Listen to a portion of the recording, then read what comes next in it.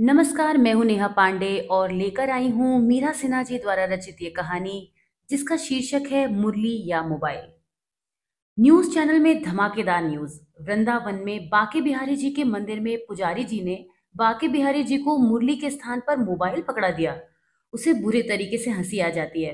वह पत्नी को बुलाकर न्यूज दिखाता है और कहता है, भैया भगवान भी आधुनिकता के रंग में रंग गए हैं। मुरलीधर के स्थान पर मोबाइलधारी हो गए हैं। अब से मोबाइल का रिंगटोन सुनाकर गोपियों को बुलाएंगे। पत्नी भी न्यूज देखकर हंसने लगती है। चारों तरफ इसी समाचार की गर्म चर्चे हैं।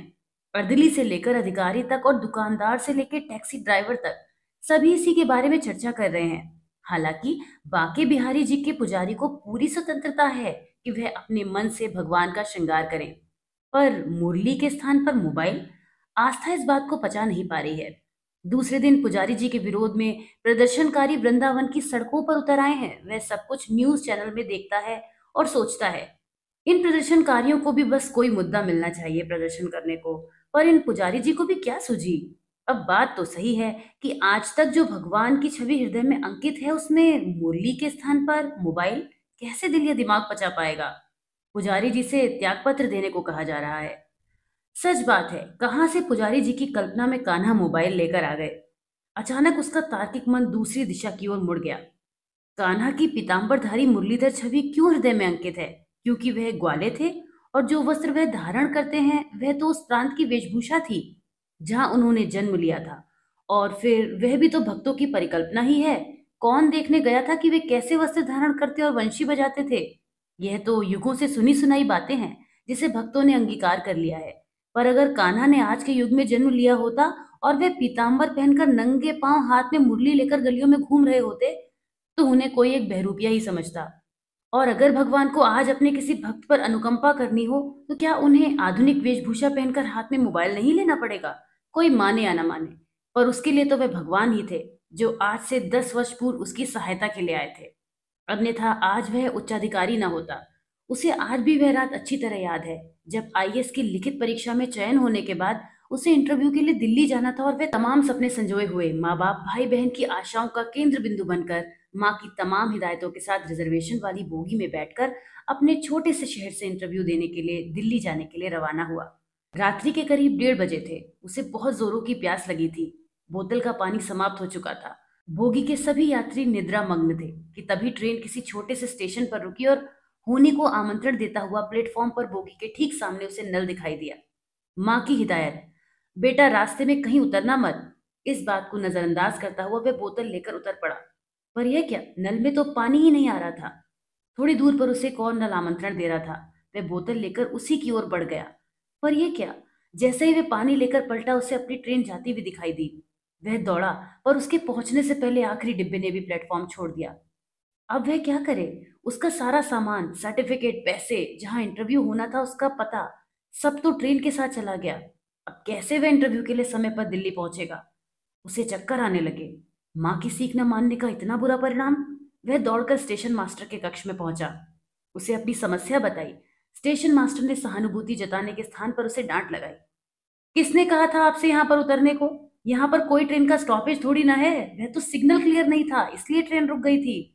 अब सुबह तक दिल्ली जाने वाली कोई भी ट्रेन यहाँ से नहीं गुजरेगी और दिल्ली जाने वाली ट्रेनों का यहाँ पर स्टॉपेज भी नहीं है। वह गिड़गिड़ाने लगा। प्लीज सर, कोई उपाय बताइए, मेरे करियर का सवाल है।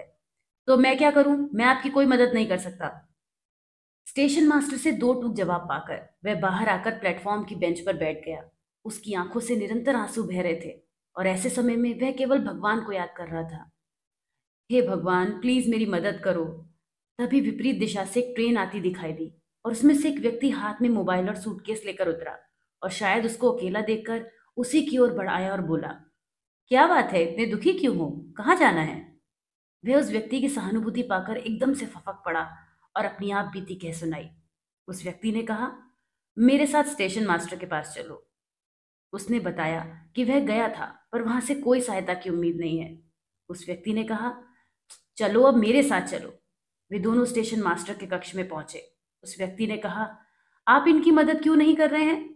स्टेशन मास्टर ने कहा, अच्छा तो अब आप इनके शुभचिंतक बनकर आए हैं। इतनी रात में आपको भी जहां जाना है वहां के लिए कोई सवारी आपको नहीं मिलेगी।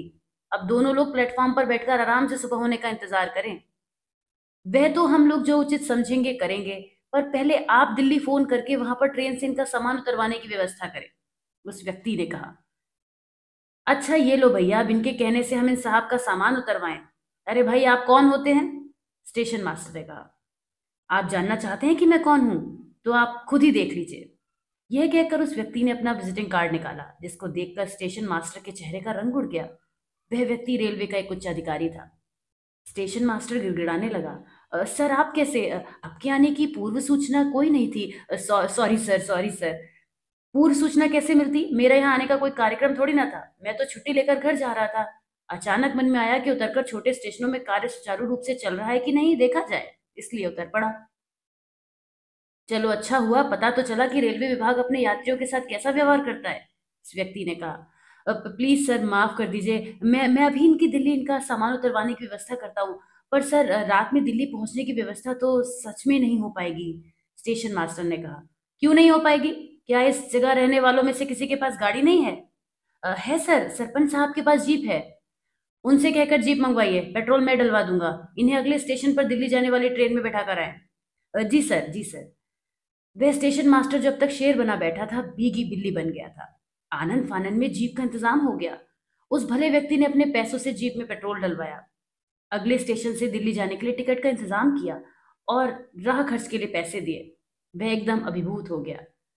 सर आपका यह एहसान मैं जीवन भर नहीं भूलूंगा सर, और आपके पैसे भी लौटा दूंगा। अपना कार्ड मुझे दे दीजिए।